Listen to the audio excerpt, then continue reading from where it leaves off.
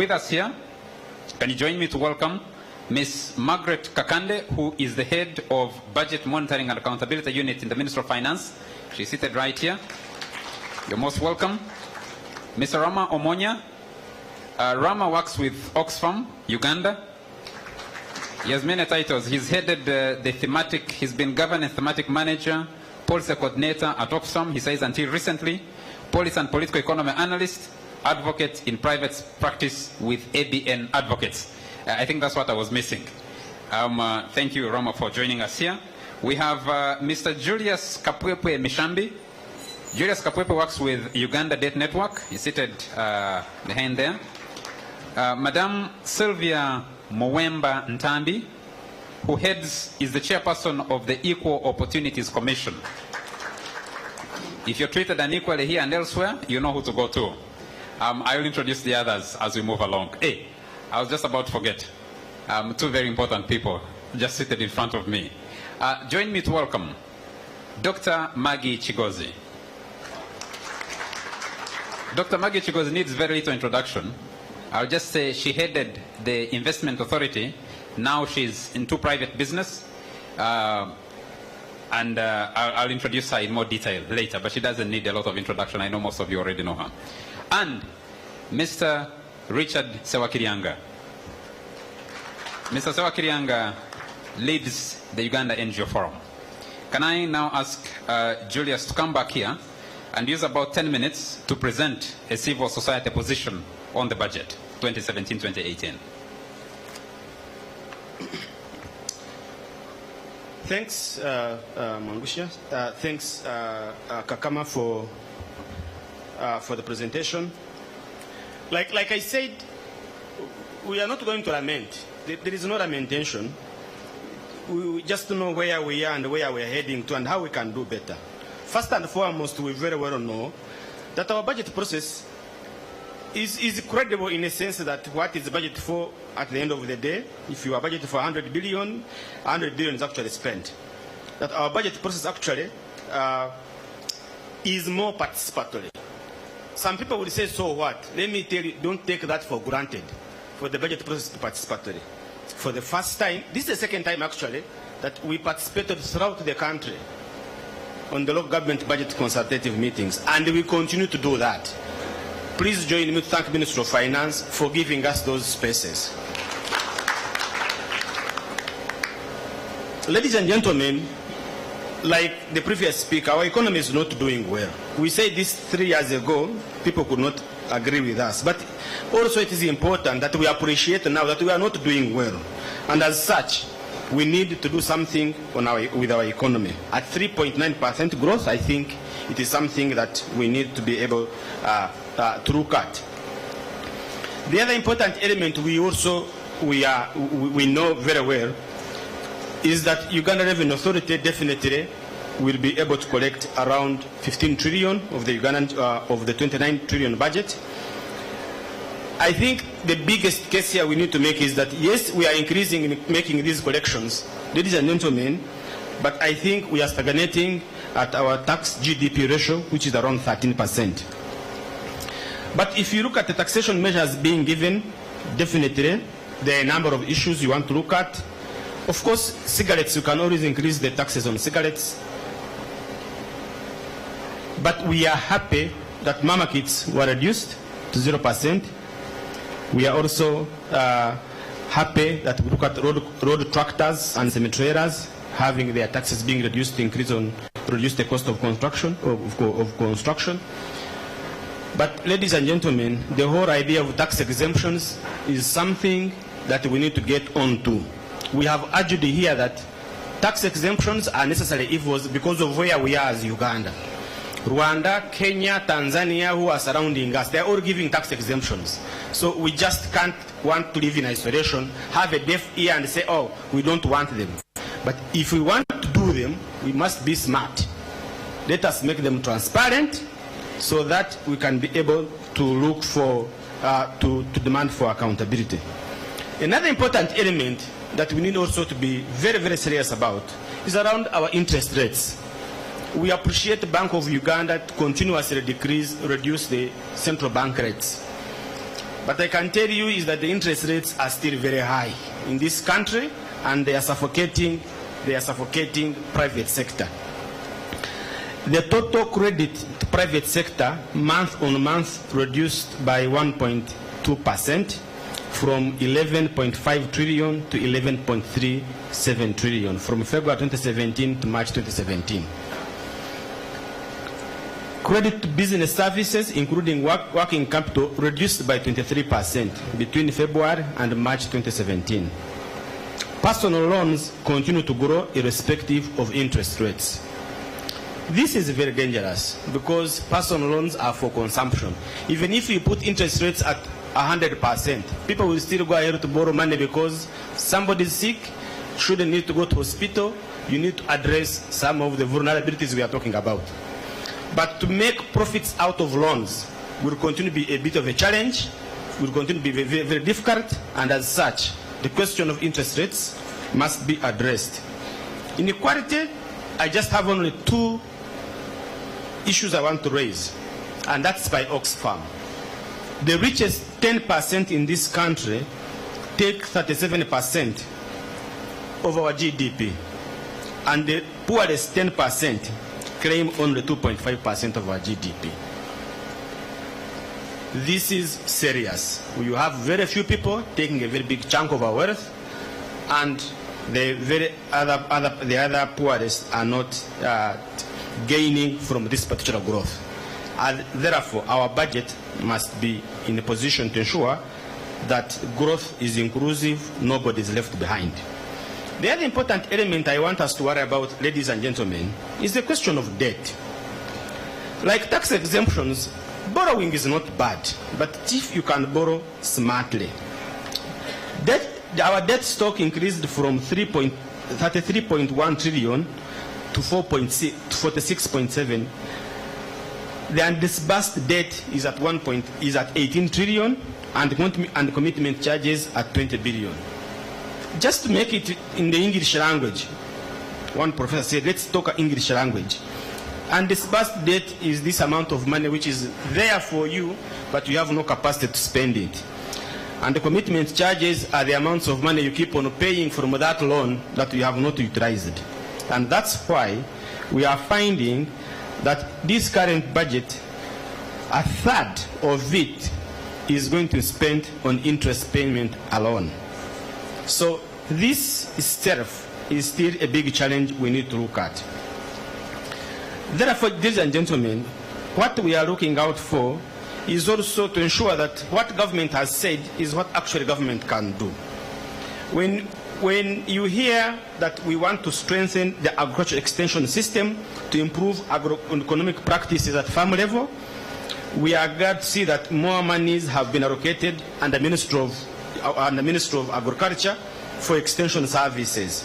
We are still seeing NARO being given more resources to strengthen and promote agriculture extension. But when you hear increasing the quality of farm inputs, specifically for fertilizers and seeds, we see less resources being put there. We are glad that solar water pump for irrigation is being promoted because around 17 billion has been allocated. However, enhancing post-harvest handling infrastructure through PPPs, we are seeing no resources being put in place. So what are we saying? We are saying that we want a strategy. When you mention it, put money there. That's when we can take things very seriously. The other important element I want to bring to your attention is our compliance to the NDP. Our overall performance is at 58%, simply because some sectors don't have work plans, other sectors' work plans are in draft forms, and very few have got work plans that have been approved. If you are if you're a school-going student anywhere, 58%, they call it average. Probably you have not passed. Maybe you can even get a pass degree. But for us, we are performing at 58, which means that out of the things we say we are going to do, we do different things halfway. We also note that with the Compliance Equal Opportunities Commission Certificate of Gender and Equity, the overall compliance declined from 53 to 48. Again, this is not good. So we should look towards the next financial year in ensuring that we demand more accountability to ensure that compliance is done and some of these things are also put in place. How then should we stimulate the Ugandan economy? A few ideas, and definitely we shall collect more from you. One, I think we need to make deliberate and decisive efforts to enforce compliance. I have mentioned time and again that in this country, we don't lack the money, but a question of efficiency is what is killing us. If we can't comply, I can tell you a number of challenges can be addressed. The other important element is to deal with our tax exemptions. I think the amount of money that we put in these tax exemptions, if we can be able to do it smartly, I'm very well we can save enough resources to be able to address some of the issues that we have. Lastly, we think we need smart investment in agriculture. Let me tell you why. Because, like our previous person said, when you have half of the entire agricultural budget, you give it to NADS for local government, operational wealth creation, and yet 40% of the seeds they are supplying will not be able to germinate. I think that's partly why we are having big challenges. The question is to ensure that the quality of inputs we send to our farmers improves, we spend it at the right time, but also we target the right farmers. That is smart agriculture. When we provide resources for extension services and we don't give them money for ensuring that they move around to offer these extension services, then we are not doing smart agriculture. Remember, the biggest percentage of our population is in agriculture. Like I said, we are not going to lament in this financial year. But we are so happy that a number of things that we engage government on, government has been able to take them on. One, for example, is that we are now seeing agencies making public servants personally liable for court suits against government. If you are a sector, you fire somebody wrongly and they sue you, you pay. You are the one who is going to pay because of your negligence. That is very important because it will save government money. We continue to see more planning and budgeting that is participatory, but also we engage in revision of local government grants that were reduced from 53 to around now like 13 or 14. We think that's a very good measure. We are also looking at a number of things that we talk to government, especially like funding extension services was also taken, and very many of them. A detailed presentation definitely is coming your way. So again, we look at our engaging government bearing fruits, and we definitely will continue to do that. But ladies and gentlemen, these are some of the issues we need to share with you. I thank our members and partners who definitely make this work happen, and thank you for listening to me. Every shilling counts.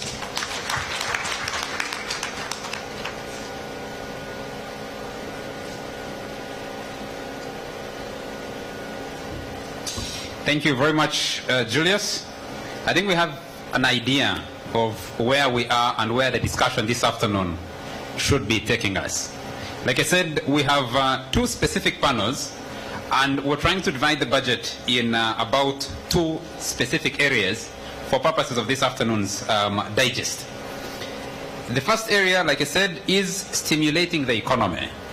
How will success look like? What is it that represents a successful budgeting for the financial year 2017-2018, given our circumstances, which Mr. Kakama articulately presented to us, and Julius has tried to go through.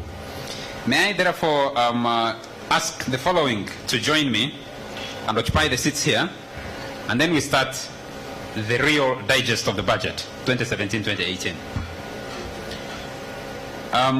Mr. Richard Sewakirianga, could you please take up a seat?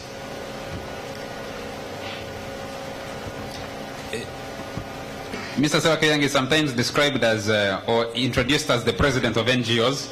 So he heads the Uganda NGO Forum. Most welcome, sir. May I have Dr. Maggie Chigozi join us? Dr. Maggie Chigozi currently is the chairperson of the board of Zuri Model Farm. She's a former executive director at the Uganda Investment Authority. Some people say she's the mother of Uganda Investment Authority because I think she was the first executive director there. Please pass through here. May I have Mr. Julius Kapwepwe Mishambi from the Uganda Debt Network join us here on the panel. And last but not least, we're making an amendment. If you're looking at your program, we expect it to be joined by the Executive Director at the National Planning Authority, but for some other engagements he's unable to join us, and he hasn't delegated, so I'm going to request Mr. Leonard Okello to join us. Leonard Okello is invited because he formerly worked with the Ministry of Finance, but that's many, many years ago. He says when he was a young man, he works with Ministry of Finance. He went on to work internationally with various organizations and now heads the Uhuru Institute. I believe we'll be in safe hands with him.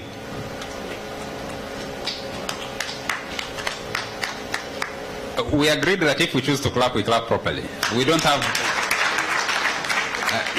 I think it's UBC that used to give us those scattered showers and thunderstorms over a few places across the country. I don't want those hand claps. They'll make our life difficult for us. And we're running this live on both UBC and NTV. So we have audiences external and they will be contributing to this discussion. Ladies and gentlemen, what we have to discuss is to take a focus on the budget and what we think as citizens, as people in your positions, would define success for a budget that is supposed to be driving the country to middle income status in 2020. Julia said when you count down, when you say, hey, budget 2017, 2018, you realize how close you are to the target of 2020. How exactly are we doing in that respect?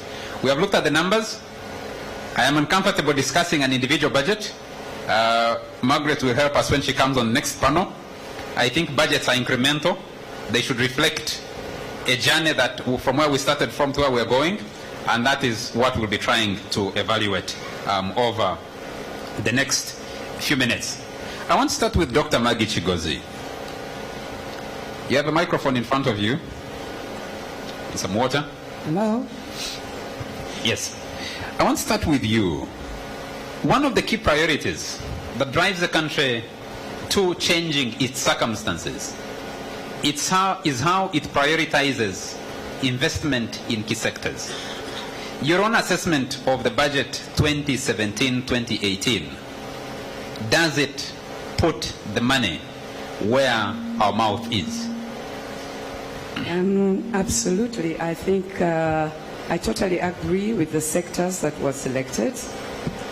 These included infrastructure, which is absolutely critical, especially for us, the manufacturers. Without, energy, without transport, ICT has sorted itself out by the private sector, but that one as well used to be a problem. So without infrastructure, manufacturing will never succeed. And manufacturing is exactly what we need as a country. So when you prioritize agriculture, the focus is very much on what we do best, agro-processing. We are looking at value addition to agriculture. So by focusing on agriculture and agro-processing, again, this is where the jobs will be created, high-value jobs, as opposed to telling everyone to go and become a farmer. I am a farmer myself, and I can tell you there are many challenges there. And I guess this particular year was really depressing for the farmers last year, because I saw a lot of interest. I saw the elite, the educated go back to farming, begin commercial farming, and then it didn't rain. It didn't rain the previous year, and it didn't rain less, and then this year it didn't rain at all. So it was very discouraging, but the rain is beautiful this season. We are doing well. My crops look wonderful. And of course, we need to move towards looking at agriculture differently, irrigation, and of course, tourism. When I first joined UIA, we had 150,000 tourists in Uganda. Looking at a figure of 1.4 million plus, this is exciting. So focus on this sector. Give them the roads where they need them. Give them the trained personnel where we need them as private sector. So yes, I think generally the sectors that we focused on, as far as the private sector is concerned, were really spot on. Thank you. Richard, let me come to you briefly. One of the major arguments that arise in this country is that government has amazing ability in what has been called allocative efficiency. Does that translate into real productivity? And can we count on the next 12 months of the 2017-2018 budget to say that, yes, the focus, as Dr. Chigozi says, might have been right on the priority selection, the sector selection or prioritization, but does allocative efficiency translate into productivity? How? Thank you very much. I think first of all is to say yes, as Dr. Kigozi has said, we could have got the priorities right.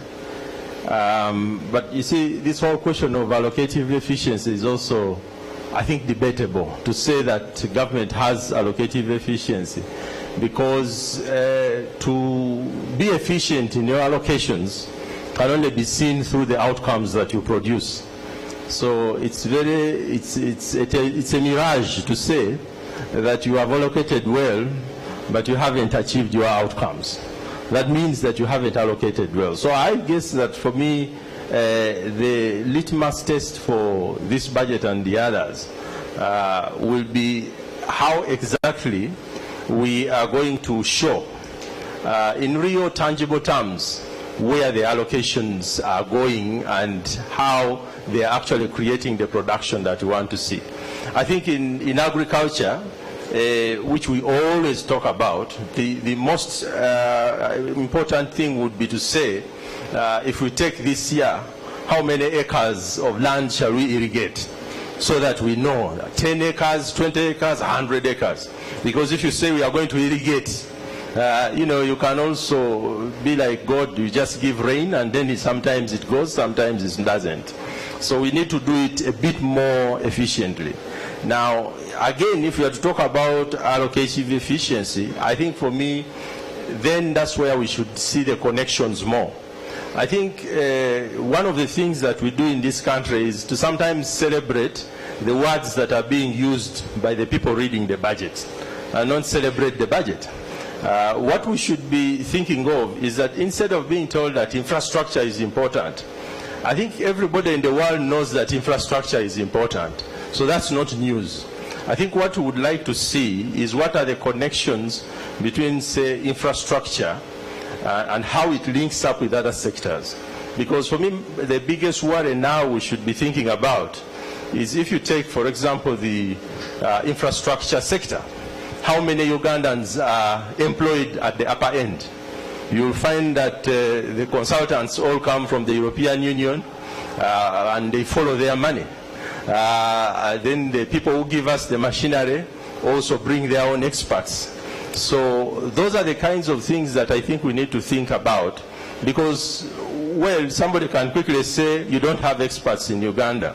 But that's where the linkage between infrastructure and education needs to come in, to say that if we are going to continuously improve our infrastructure, then we should be intentionally investing in making sure that we train the right people to do the right thing.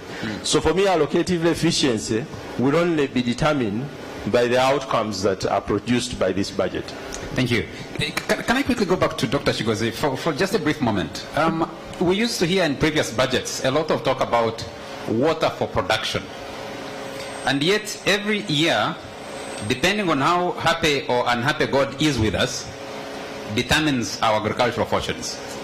I was reading a book, I was actually reading it for the second time, a book by a gentleman called Manubai Madhvani, the former patriarch of, I think he passed on a few years ago, of the Madhvani group. And he was talking about opening in 1960, I think, the biggest irrigation scheme in the world for the Kakira Sugar Works. Here we are,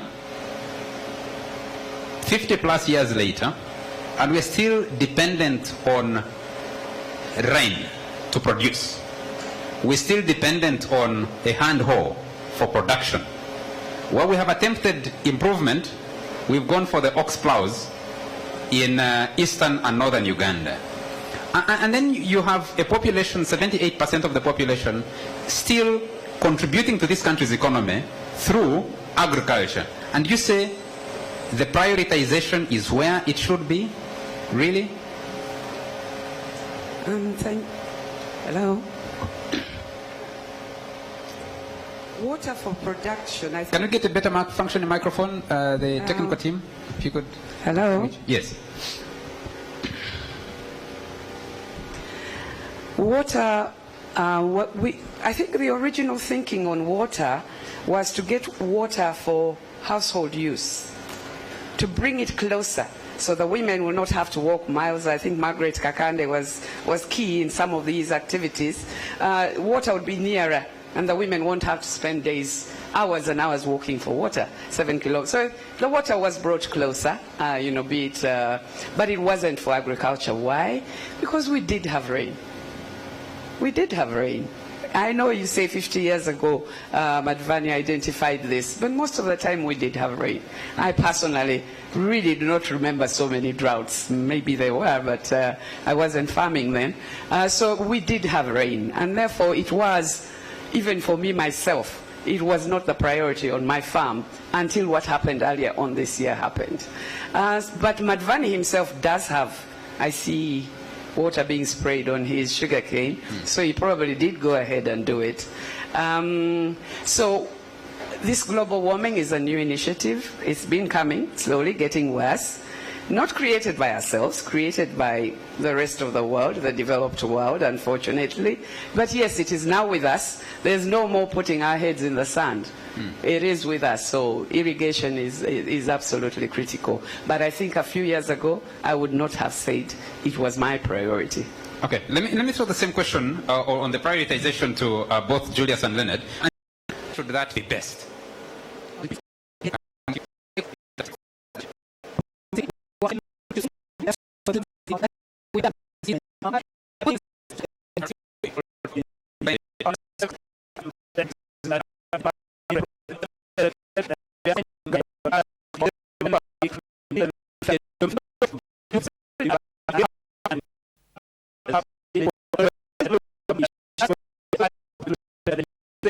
Really goes onto your areas. If you pick any district, whether Jumani from the top, whether Masindi, whether Koboko and Zombo, they're all the same. It shows that the total wage bill is about is about 68%. Non-wage bill is about 15%. Now, that non-wage bill and then development quality that we are talking about are generated by infrastructure. The report found out that out of every $100 we invest in infrastructure, we only generate $70, compared to other developing countries who generate $300 from this infrastructure. So before we go knocking our heads infrastructure, let us evaluate all these other factors. Of almost 29 trillion budget is going to recurrent expenditure.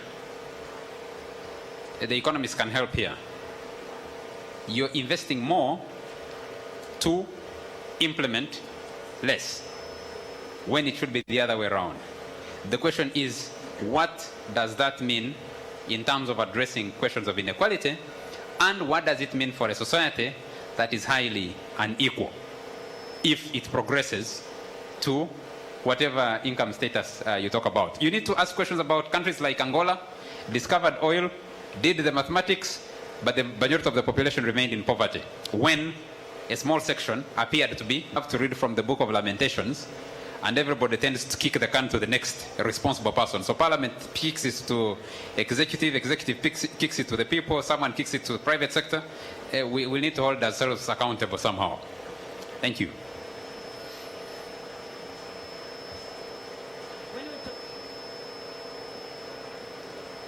Can I have the microphone come here, please? That one doesn't see. Yes? Okay, it's working. It's not working well. Let's get you a functional microphone.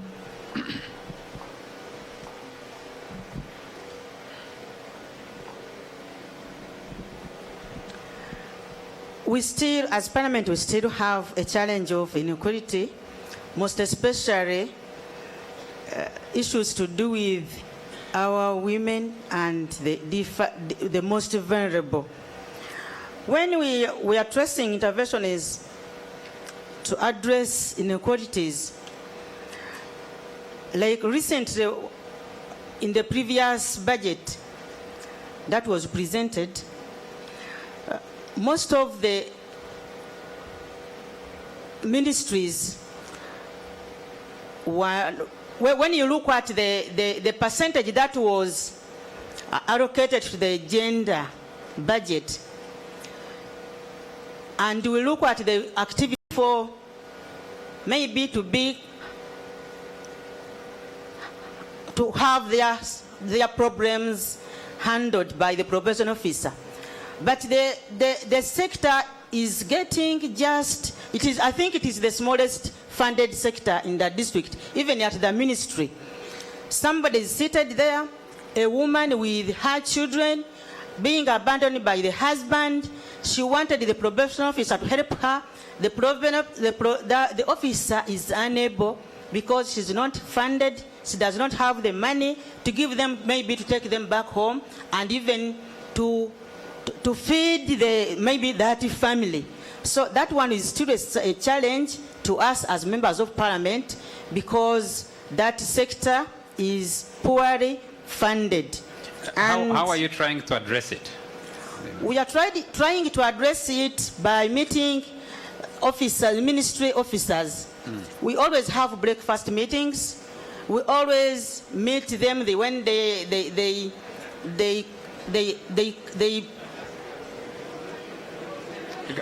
Can you let the MP finish her submission, please? Can you allow her finish her submission? We always meet officers from the ministry, because even Madam from the Ministry of Gender, yes, she's aware, because they always present those such challenges. But we are trying to make sure that at least the Ministry of Finance does something better for that ministry. Thank you. Thank you. I have a lot of hands. You had the chance to speak. Can I have, yes, your neighbor there? I'll come back to you later. Thank you, Mr. Moderator. I am called Florence Begumana. I'm a farmer after retirement. I'm an agriculturist and a gender expert. Now, I'm happy that Madam Kakande has talked about sanctions, because however much you put it on paper that you are doing gender budgeting, if there are no sanctions, it will just remain on paper. And that's why our road on gender equality has not been so successful. We have a lot of good papers, but it ends up. Now, as regards the agriculture sector stimulating the economy, because it is key, we have more than 70% of rural households living on agriculture. But the gender-based constraints at household level are not yet addressed. Let's even look at one single item, the land issue. Women and men under one household have a small holding, and who makes the decisions on how to allocate where to dig what? Because you'll find women are used as laborers on the men's plot for cash crops, and yet they have again to get time to go and cultivate for the family. All these things are happening because there is not so much deliberate effort on developing social capital at grassroots level. Unless there is a deliberate budget allocation for that, we may not go very far. Women and men will continue having constraints within the household because of culture and what has been on. Thank but you. If there are sanctions at both levels, We need to work at two tiers. At the national level, gender budgeting is necessary. At the lower level, implementation of the gender budgets must be accompanied by capacity building and sanctions. Otherwise, we shall never go very far. Thank you. Let me hear from your neighbor there. Thank you so much. My name is Elliot. I work for Women and Girl Child Development Association. Mine is a question for Margaret Kakande.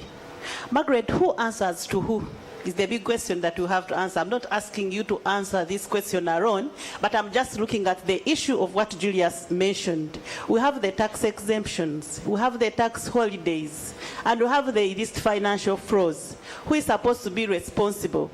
Because I'm looking at what my brother mentioned on the issue of poverty increasing, but the inequalities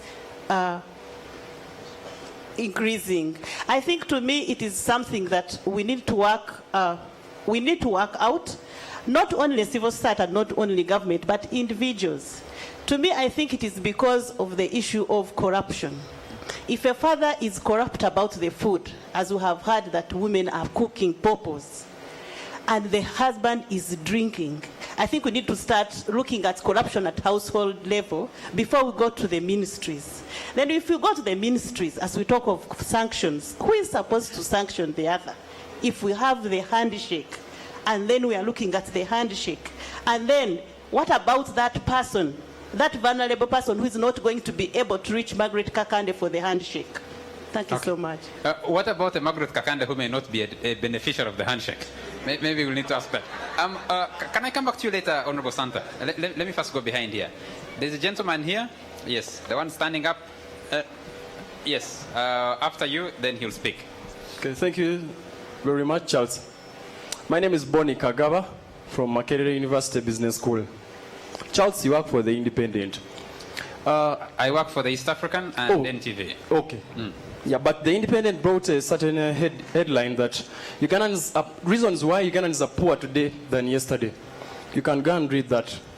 But my question goes to Rama.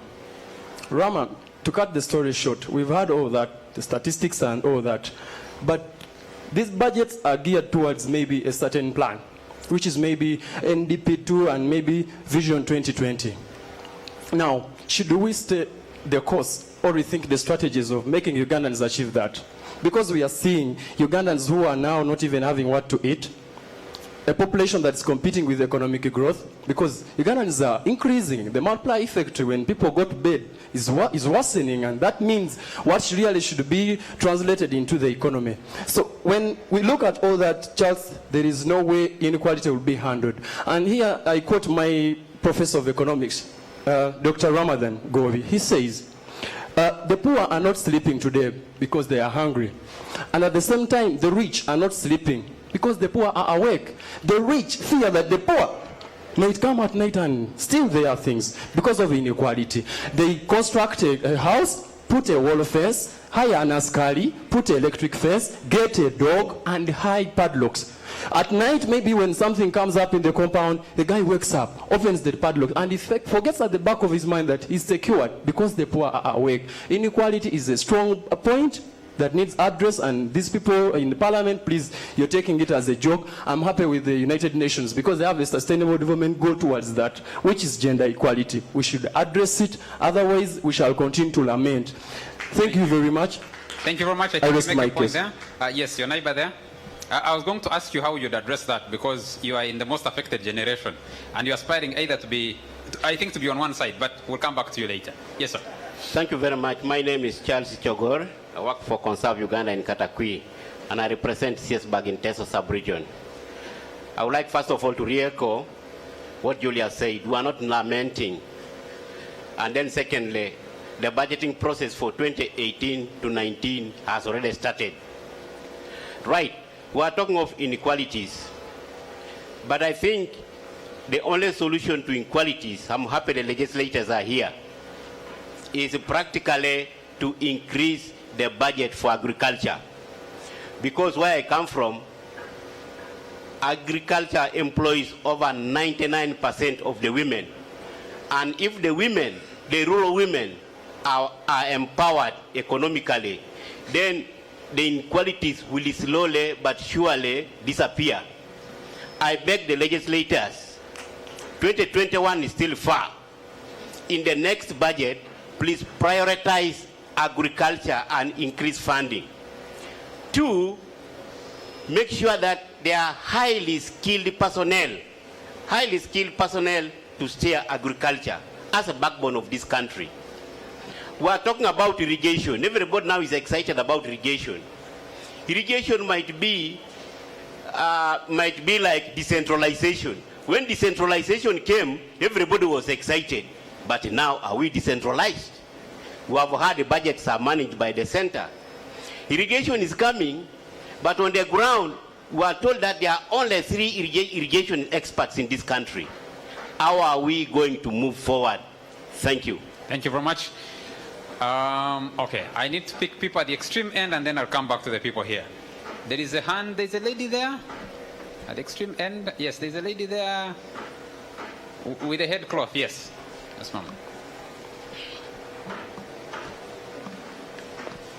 Sir, can I have you come to this microphone? Yes, you are at the extreme end. Can you come to this microphone? When she's done, you'll speak to us. Thank you. I'm from Teso, Amuria. ADIF, that is Amuria District Development Integrated Forum. Truly, inequalities, you have budgeted, but who is monitoring women's what? Problems? Who? From the grassroots there. I'm there, but I haven't seen anything. But the reports, you will find that there are reports here in the parliament where, but where are you? We don't know you. We are suffering, but I know 2018, 2019, budget for cement for burying the poor. It's not really good. Women are suffering. Like me. You see that I'm smart. Somebody budgeted for the poor like me for coming here in the city. So that I look equal like you. Otherwise, I just don't know. Thank you. Thank you. I think you make So, may this message go to whom it may concern. Thank you very much. Mr. Kakama has been taking notes since we started the discussion. Members of Parliament are taking notes. I think we'll get answers. And the Equal Opportunities Commission chairperson has been taking notes. Margaret Kakanda has been taking notes. We'll get answers. Yes, sir. Yes. Thank you, moderator. My name is George Majimbi. I'm a lecturer and also work with UMA. I want to address this not from a lamentation point of view. I want to start with here, where we are. Thanks, CESBAG, for the logistics. But there is a pen you've given to us. I don't know whether it's manufactured in Uganda. If you want to stimulate the economy and do away with inequalities, you want the manufacturers to employ more women, then you have to think in a way that is a solution. I tell people that Uganda's deficit or inequality in terms of exports, imports is about $2.9 billion. And as you have already alluded to, that 17 trillion will go to about $3 billion. Now, only if that 3 billion, 2.2 million stays in Uganda, all these issues we are talking about will be solved. The infrastructure projects, we are going to give it 3.45 trillion shillings. But how much of that is staying in Uganda? How much of that is the manufacturer going to get? Unless we start thinking local content, not by the government point of view, but us as individuals. How many of us go to the supermarkets and buy a Ugandan product? then you'll task the manufacturer. I've bought your product. I want you to employ youth. I want you to employ women. But unless we are accountable on a personal level, on a government level, on a group level, then we shall start tackling and we shall start seeing the economy booming and working with the National Development Plan. Thank you very but much. It should start with us, it should start with CISBAG and all other people. Thank you very much. I need the lady there. Yes, corner there.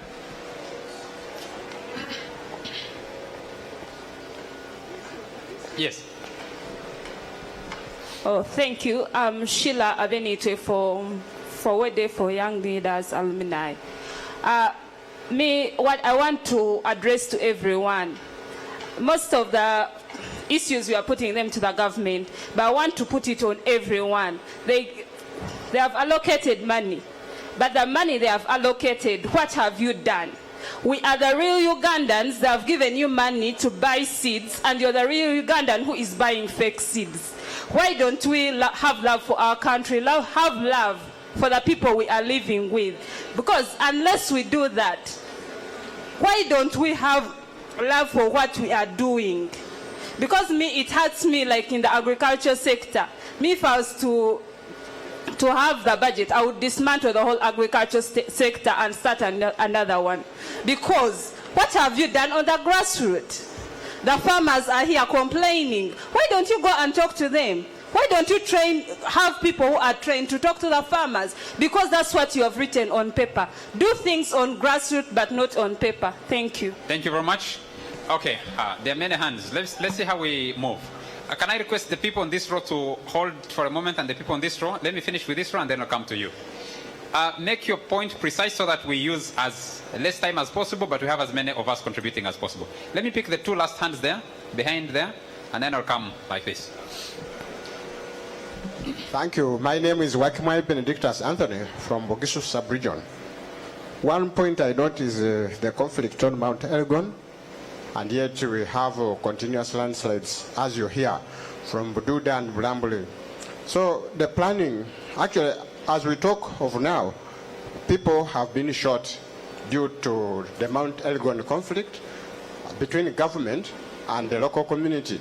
And these are the government soldiers who have been shooting such people who have been buried. Now, in such a way, the conflict has lived between 1932 to date. So, what plans does government have in the budget? Ever, as we have been discussing here, have been presenting that issue, but has never been looked into. How do we plan in our budget to ensure that the conflict is reduced, especially on Wanale and Bwabwala, Bopoto sub-counties? You can find people, the Tanzanian people in the Sebei sub-region have been in a camp over the years, about 15 years even. So as if they are landless. So, I'm requesting that the government plans for such people so that... What would you suggest government plans? What should it do? Now, one area is that compensation is very important for those who are losing the pieces of land. For example, the boundary of 1932, which goes far deep, such that hundreds of people lose their plots of land. So that one needs a compensation, or at least some amicable way. Someone was talking about individual responsibility. If you know that you're going to suffer a landslide and die, why would you wait for government to address that problem for you? No, but like a person born in such an area, possibly one has even not gone to school and is unable even to articulate himself in another place. Okay. And is resourceless. I am not the most qualified person to answer that, but people will answer that. I would think that individual responsibility begins by you saying, I can't live in this area. Whether you are poor or rich, common sense tells you that you need to be in a more secure place. There was your neighbor there? Yes, sir. Thank you very much. I'm Riong Onyango from Toro Anti-Corruption Coalition Organization. I think this debate is very timely, and I want to put across what it has tickled me. One, we are talking of equality or equity and on gender. However, I want to single out when we go look at education, allocation on the budget, there's some good money there. However, now we are looking at gender, and I want to single out the girls, our female students. There is this thing they are trying to talk about, that either we make abortion legal or illegal. Therefore, to me, I'm trying to say if this thing is legalized, there's going to be a bit of drop in our the female students going to schools. Thank you. However, the other one, again, I want just on agriculture. I'm afraid, sir, because we have many hands, Yeah, and time is limited, just one. I need to be able to give as many people opportunity as possible. Just So- one, agriculture, we needed to go to Kawanda to make a lot of research so that we avoid the worms which ate our maize this Thank you. time. Pass the Thank you. microphone to your neighbor there. Pass the microphone to your neighbor there. I want to pick as many hands as you can from there. Let's not have everybody Thank raising their you. hand. If your point is My raised by name- someone else, let's leave it at that. My name is Mumbere James, and I work with Community Integrated Development Initiatives, CIDI. My point is about the social inclusion. We are talking about gender, but we are leaving out the issue to do with youth, who are currently making 77% of the Uganda's population. And the only answer in the budget, you know, it is always said that when the president makes a statement, it becomes public policy. He recently said that the youth should be allowed to stay within town, and the law on idle and disorderly should be scrapped off. But is that the only solution that is there for youth? Because currently, as I see, the budget we have of 29 trillion, if it is subdivided into the 36 million people of Uganda, you see how much is allocated to every Ugandan. You get also the date of the 46 trillion and subdivide it amongst the 36 millions and see how much debt every Ugandan has to pay. And yet majority of those Ugandans are unemployed and children. Thank you very much. A bit of a problem here. Let me see. At the extreme end, the people at the corner there, yes, at the window. No, the guy at the window. There are about 4 hands there, but I'll pick on about 2. Yes. Yeah, thank you very much, dear panelists and all the invited participants. I was about to raise a complaint that there is no equality here because we have been trying to raise our hands, but you're also not practicing it. So it is very challenging, and I request all of us to walk the talk immediately after this place. We start from home because that's where charity begins from. What I want to raise, one of them is that currently, who is in charge of agriculture in Uganda? Who should be held accountable over agriculturally related matters in Uganda? It is very disappointing, and I'm lamenting because there's nobody in charge. If you get to the Ministry of Agriculture, there are certain things, if you ask them about agriculture, they don't know it. At times when you go to OPM, they begin implementing agricultural activities without even knowledge of people in the Ministry of Agriculture. At times even maybe the Commander of Operational Wealth Creation can sit with some few women or men and make decisions related to agriculture without even consulting even other people within the Ministry of Agriculture. So it is my prayer that if we are to address the issue of equity, let us get somebody, a ministry which is fully empowered and held accountable for issues related to agriculture. Thank you. 2, sir, equality would require that you give other people opportunity. Yes, just lastly. So can you pass the microphone to someone else? It is just my prayer that if you are heading a commission that cannot sanction, sit with your members and maybe make a resignation. Because you cannot lead a commission that cannot bite. This is just maybe meant to please women. Thank you. You said charity begins at home. Let me sit in the audience by how long you make your contributions. Thank you so much. Yes. My name is Kayungiris Raymond, Action 360 Development Foundation. It's a youth-led organization. Mr. Omar, I would ask for the statistics you've collected, it's high time you thought of having a system. Because in Uganda, things are done by people and the country is being run by people. We need systems. If everything is done systematically, we cannot have such where we find there is corruption, there is embezzlement, right? So, and then to you, Madam, in the equal opportunity, I want to ask you to have that budget review put prioritized. It should be part of the things you should look at, such that the next time we come here or somewhere else, we hold you accountable for anything that is not right according to the equity and everything. Thank you very much. Thank you very much. Can I have, yes? Thank you very much. I'm Thomas Omoding. I coordinate people living with HIV in Kome district. Sylvia and Tambi, you said that people who plan for this nation are not yet there. How do we get the mandate of the people?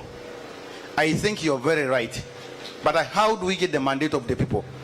To create awareness such that people can elect people who can plan better for them. Thank you. No, just the second one. Thank you, sir. Margaret Kakande, that good work on paper, but poor implementation. Who removes this money? And when it is removed, to whom do you report to? Thank you. I imagine it's someone who removed this money. Thank you. Can I have you move to this microphone, ma'am? The lady there? Yes, can you move the microphone here? Yes, you. You put up your hand. There's a microphone behind you there.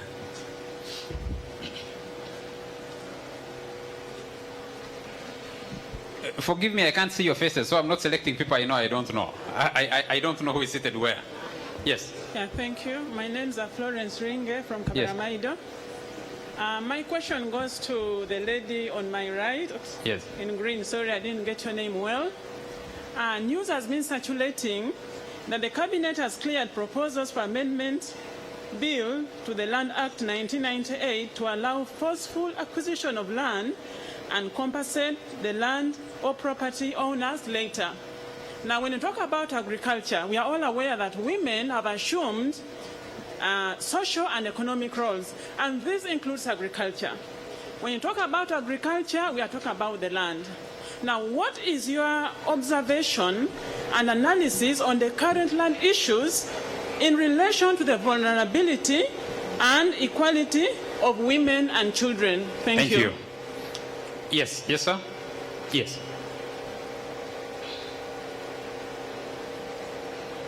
Yes, my name is Joseph. I come from Oxfam. The budget seems to focus more on macroeconomic, indicators. You look at the budget, the government is looking at, it's talking about the long-term goals, the Vision 2040, the GDP growth, the inflation. On the other hand, the citizens are concerned more with the amount of money he or she has to buy food, to go to hospital. I think the government needs to rethink its neoliberal macroeconomic framework at some point, because the budget, we used to say that the budget looks good, but the problem is implementation. But at the moment, even it's worse than looking good. Yeah. Thank you. Can I have the microphone come? Okay, I'm coming to you in a moment. Yes, put the microphone in the middle here. Yes, there's a gentleman here, and your neighbor there. Thank you so much, Jels. Finally, I've seen my eye. I'm called Masika James. I work for one of the persons with disabilities and elderly group, where Madam Opportunity is concerned. I want to raise this, as when we say that we are addressing intention is to see that we address the vulnerability and the inequalities. How have you handled the issue of SEC? If we again in the budget, if these funds would have rolled over the country, then we would have solved the issue of inequality. Another point is that as far as person with disabilities, the allocation on the Ministry of Gender is very meager. And when you talk of the vulnerability, people with disabilities are the most vulnerable, and they are living around the poverty as much as they work hard to see that they come out of poverty. Thank you so much. Thank you. Pass it to your neighbor there. No, the gentleman here. That's for you. Yeah, thank you very much. My name is Mungu Achel Mario from Uganda Farmers Common Voice Platform, and an ESA farmer from Zombo district. I have an issue on the budget digest that we are discussing today. I would like to advise government and even the civil society to really rethink about this budget, because the future is unpredictable. The issue of drought that affected us farmers greatly is most likely, because the rain patterns that we are finding in Uganda today is not what we used to experience, and we as farmers are worried. And I would like government, or those who are really concerned with with our budget in Uganda, to tell us exactly what plan they have for refugees. I come from refugees area, and if you see the influx of the refugees in West Nile, it leaves a lot to be desired, because the little food we produce is even being bought by these refugees who are being given money. As a result, you find even now the citizens of the country are really starved. Thank you. I think on the refugee thing, there is a major summit, Solidarity Summit happening in Munyonyo. So I think some discussion is happening there. Yes, sir? Thank you, moderator. My name is Mulon Ron Thomas. I come from Bugis sub-region. And my major purpose goes to Madam Margaret Kakande. During your E&M, during your performance, when you go to the deep, which people do you meet there? Do you meet the people you give money, give you the reports and go away? Or we who are on the ground to witness what you have come out with your evaluation? Why? We are dealing with the children and women. That is the FIDA Uganda. And the most percentage suffered on are women and the children. There is somebody who reported that there is a war and the men are around, children never died. Who are the vulnerable? I think that the women who die and the children. So the reports you make, thank you very much. Let the reports be right. Thank you. Thank you very much. There are many hands. I apologize. I will not be able to pick all the hands. I'm going to pick 4 last hands. So one hand is going to come. There's someone standing there. I'll give you the opportunity. I'll give the lady here and the gentleman at the extreme end. If you, please. Thank you so much. And mine is a solution, and it goes to Sylvia. When we talk about reducing inequalities, let us try to strengthen the monitoring of compliance at the community level. Let us make information simple and readable and accessible to a common person in each and everything. Just this week I had time to interact with youth and also community people, and I was asking, the budget was read last week, what does it mean to you? And nobody could comprehend. And these students, these youth, are university students. Thank you. So I think your point is made. Thank you very much. Yes, the lady there. Thank you very much. I'm Saba Elizabeth from Kibuku District. This budget we are looking at, the inequalities are there, but the people who come up with this budget, they are the ones to show us that they love this Uganda. What I'm meaning are the MPs which come up with the budget. They don't want to pay tax. And yet that tax helps us so much in order to come up with the quality budget. You see, for us women, we suffer there. We don't have, we don't access any information because the people to come and teach us, they are not allocated with the money. Thank you. For example, the community-based services, community-based officers, they say they don't have money to come up to the ground, to come and sensitize us.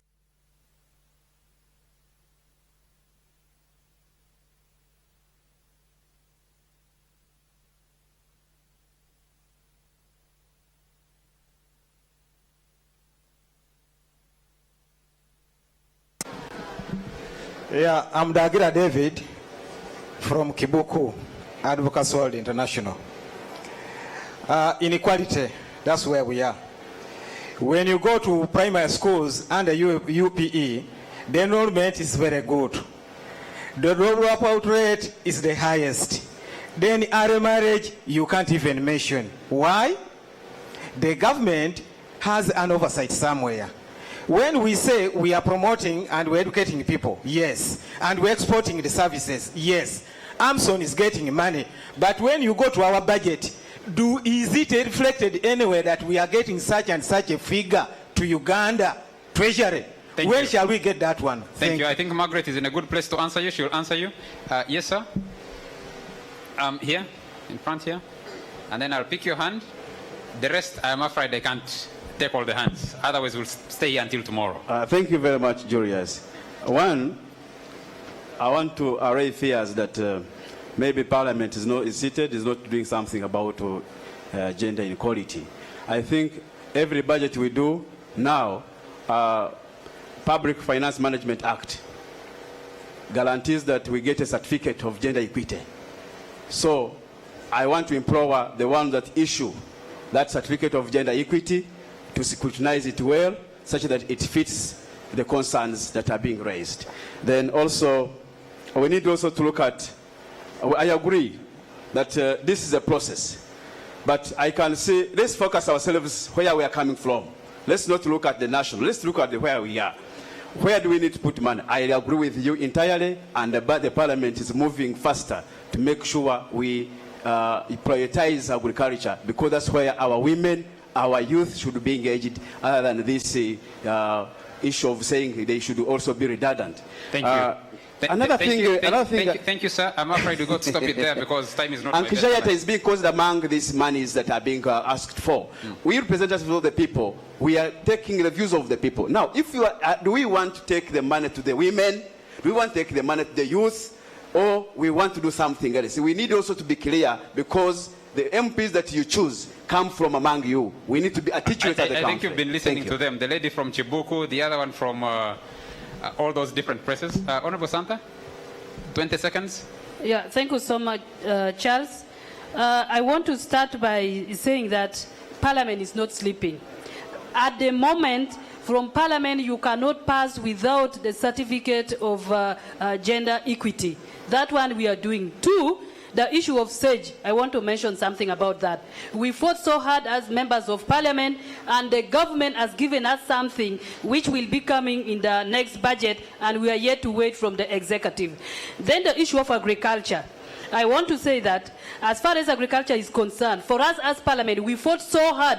There was no money for the extension staff in charge of agriculture. And as I speak now, that money has been found, and now we have money for recruiting extension staff. Thank you very much. Please, this final one to equal opportunities. All that we are addressing now goes to that commission, which is really very important if we are to address inequality and vulnerability. Thank you. Why don't you get for us sanction and rewards? Those ministries, MDAs, which have performed so well, give them sanction and give them rewards. That way we shall try to address. And finally, sensitization. I think the other one was the last, I'm afraid. Okay, you said the other one was final. Yes, sensitization, thank you. Stop it there. You see, I love dealing with members of Parliament because we vote for you and you're listening to us. We are the people who vote for you. So the explanations you give us as voters, I think, sometimes may not rhyme with what we actually feel as people. I promise this gentleman an opportunity, and I'll stop it here. Thank you, Charles. Thank you, comrades. Please don't thank, just state what you want to say, because the time is not our best ally. Hamza Wamono. I work with the Bugisu NGO Forum, Mbale, but also as a district researcher for Advocates Coalition for Development and kindly make your point, sir. Otherwise, I'll take away the time. Stimulating the economy and addressing inequalities. We have the right honorable members of Parliament here. In this budget, they were agitating for the increment of their salaries and enumerations.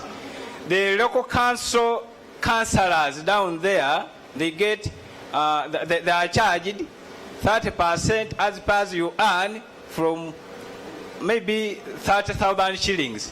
Now, I want them to talk about that, since now they have said that our representatives and they collect our views, so the voters are here. Thank you very much. I think your point is made. Some of this discussion we're going to take into after we end this formal session. Margaret, you have 1 minute, Rama will have 1 minute, and Sylvia will have 1 minute to respond, and then we go to the closing ceremonies. Can I announce that you have evaluation forms for participants. Kindly fill them and drop them at the exit as you get out of here. And CS Bag has prepared a snack for us after this session. Yes, Margaret. Thank you very much. I think there have been a lot of comments. I can just make 2 comments. One, somebody talked about the issue of the change starting with us. I think we need a mind change for everybody. In terms of development, if we want to see development, it's not government which is going to bring development to your door. It has to be all of us. We all know that there's so much corruption, not in government alone. We have corruption in civil society, we have corruption in the private sector. So let's begin with me. Begin with yourself, and then we shall see a change.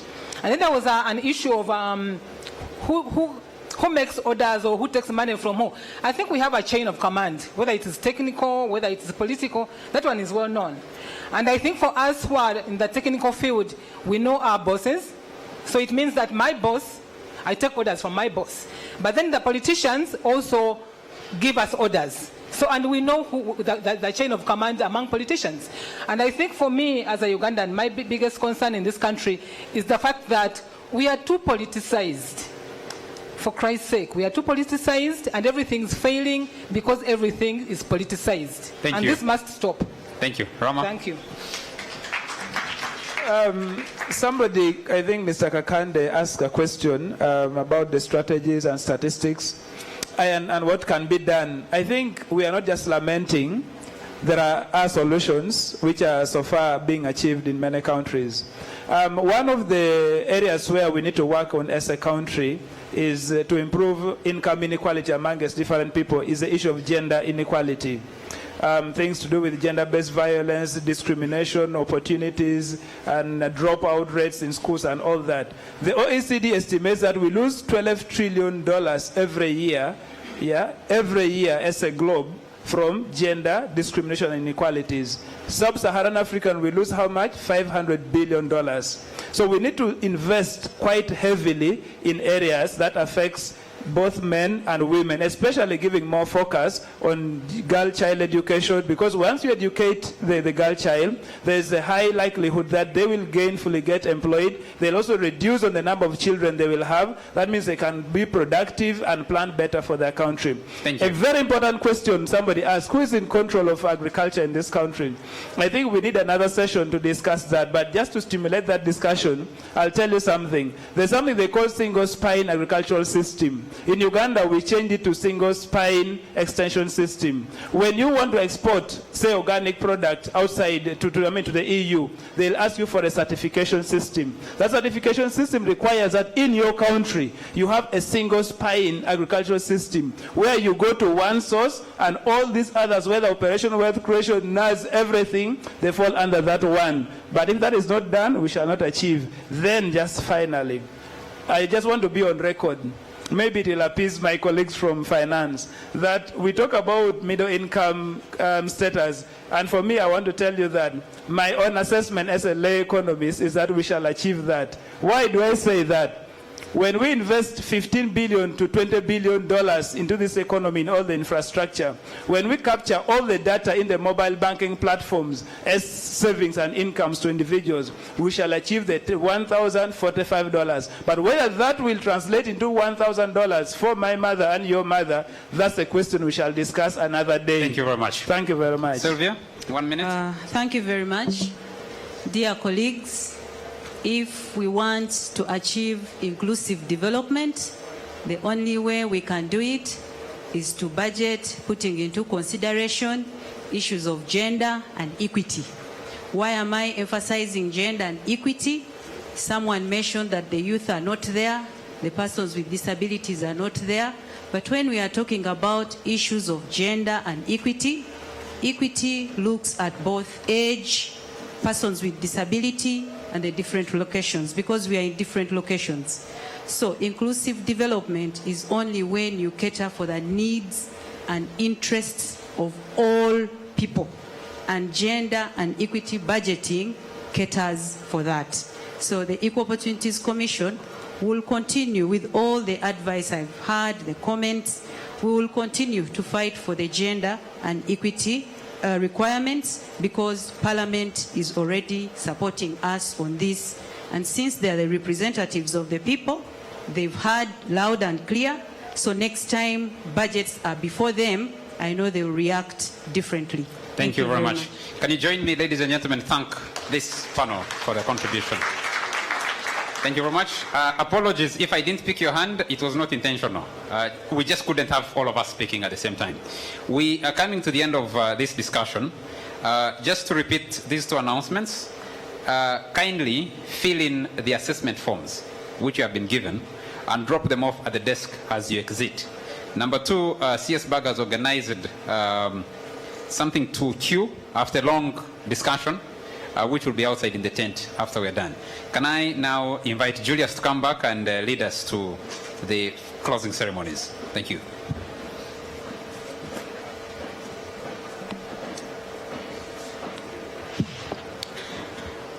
Please join me to thank Charles for wonderfully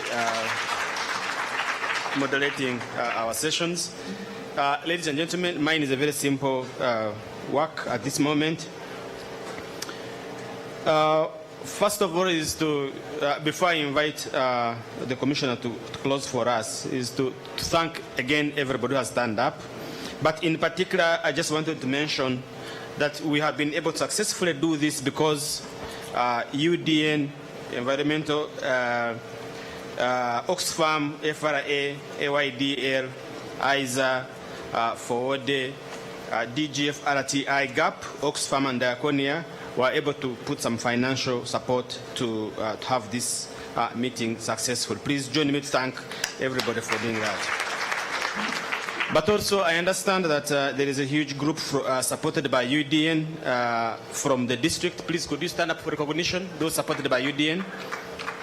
The group supported by UDN, please. I understand also there is a group supported by PERAM from the district. Please stand up for recognition. I also understand there's a group supported by FRA. Please stand up for recognition. FRA. But also understand there is a team that is being supported from the district by CS Bag. Please stand up for recognition. Yes, and also is that we would like to thank the media for really covering us for these 2 hours and for the whole budget period, really, not for today. And also would like to thank the government officials, members of parliament who turned up today, please. We would like to thank you so much. Also the government officers who have been able to be with us, and the students who follow us in some of these important areas. In terms of way forward, definitely we'll get back to you on how we are going to prepare ourselves for the next for the next year budget process. And I'm sure that I would hope that the Commissioner can also probably tell us when we are likely to start so that we can be able to prepare ourselves. On that note, please let me invite the Commissioner, Mr. Kakama, to come and give us closing remarks. Thank you so much, and thank you for coming.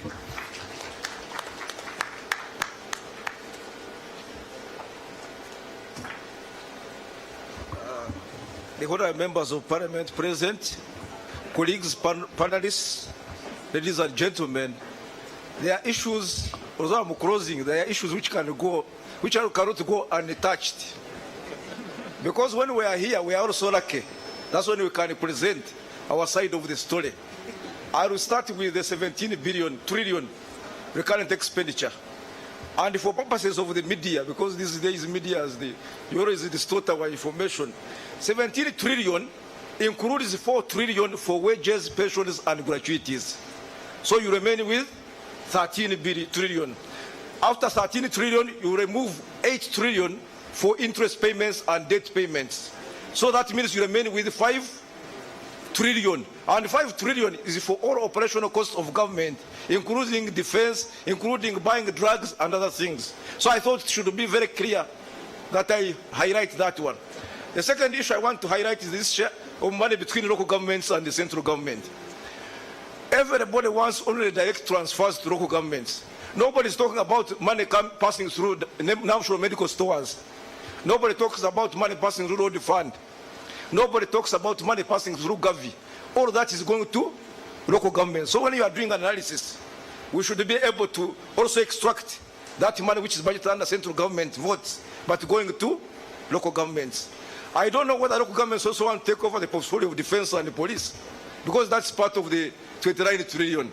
If you are saying that they're not giving you a portion of police and defense, you tell us that this portion from defense should be transferred to you from prisons, from police. Then we discuss those matters. That's one side I wanted to clear. The second side is the lady from Teso. She was saying she was brought here. I didn't understand in which context she was saying.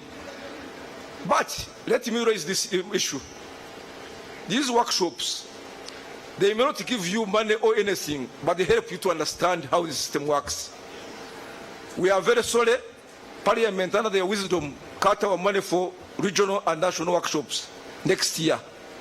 Also, we have a program which is called program-based budgeting. The training for local governments money was cut because people thought that it's a matter of going.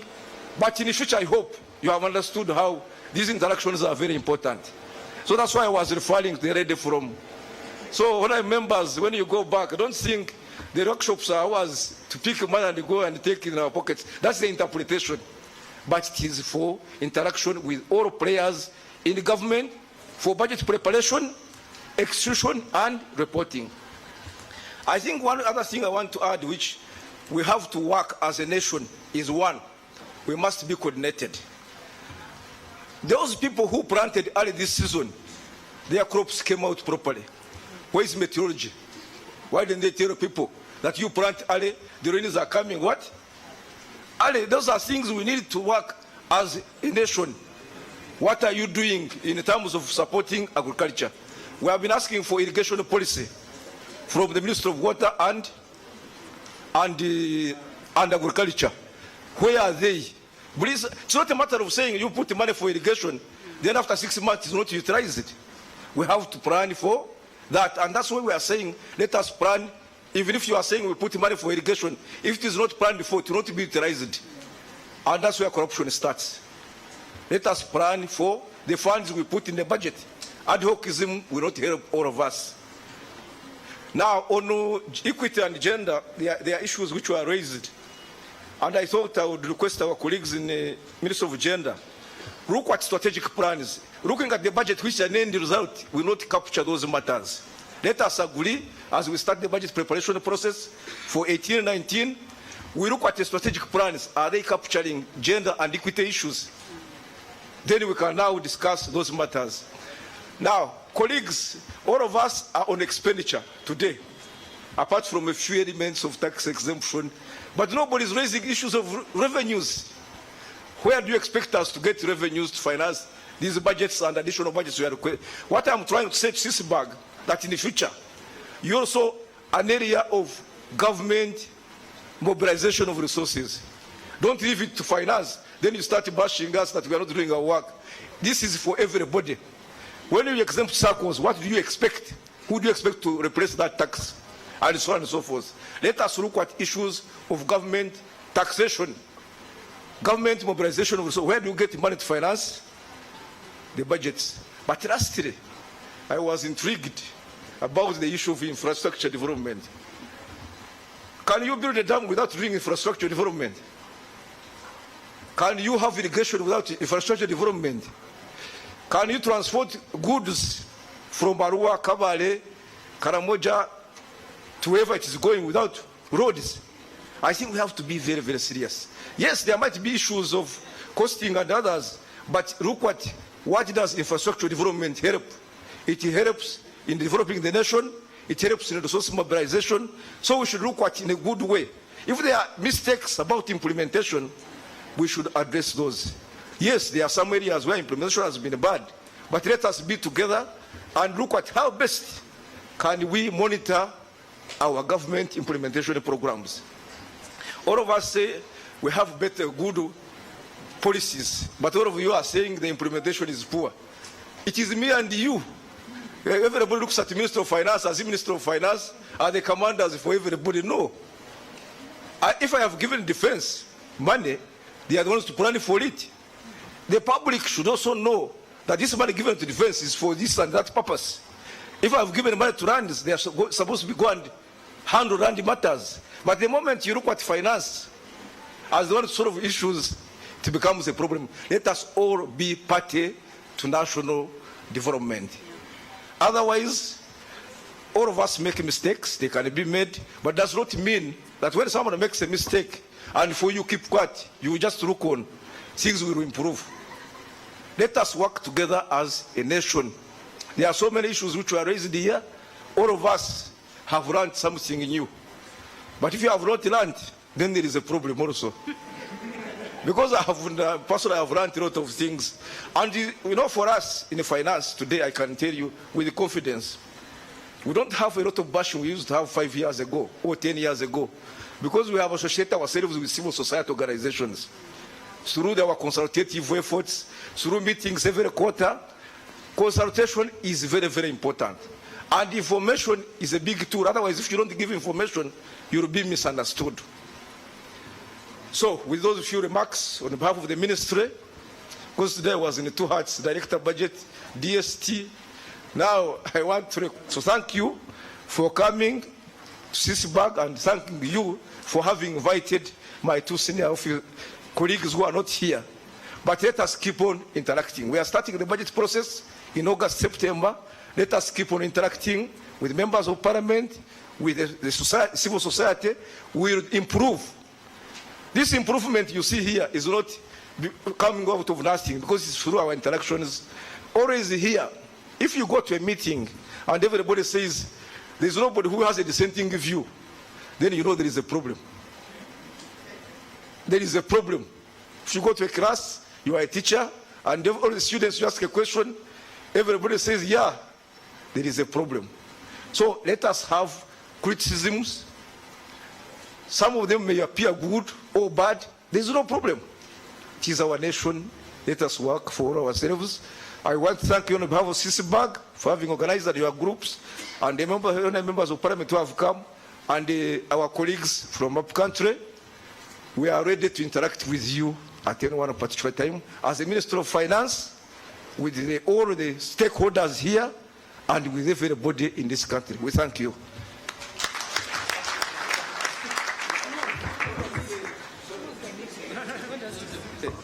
So with those few remarks, I want to officially close the meeting today.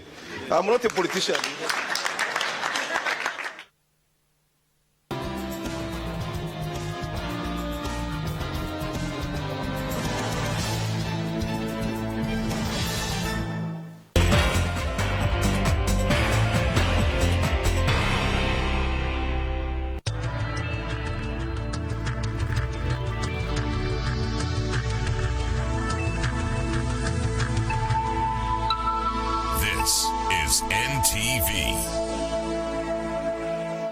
The Timeline is brought to you by MTN.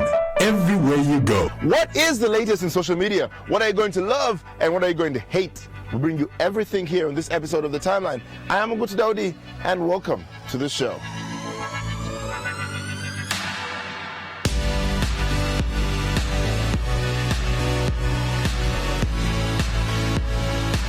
Now, I don't know if you remember